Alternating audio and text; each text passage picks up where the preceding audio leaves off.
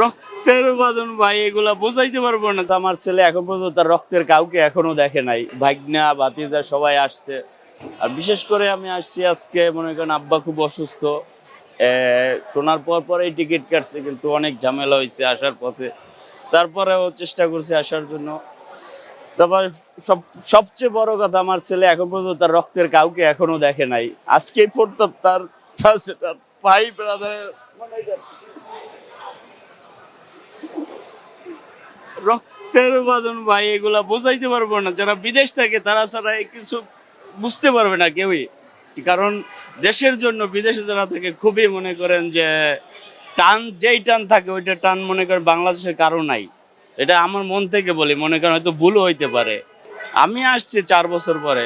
হ্যাঁ, অবশ্যই করে, কেন করবে না, সবাই সম্মান করে।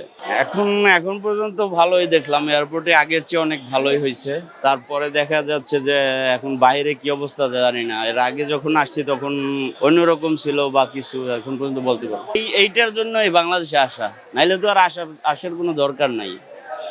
কারণ বাংলাদেশ এখানে মাটির টান, নারীর টান, আর কিছুই না। দেশের মানুষকে বলবো যে যারা আছেন, বা আমরা যেরকম চিন্তা করি বাংলাদেশ ভালো থাক, আপনারাও এটা চিন্তা করেন, একটাই কথা, আর কিছু না।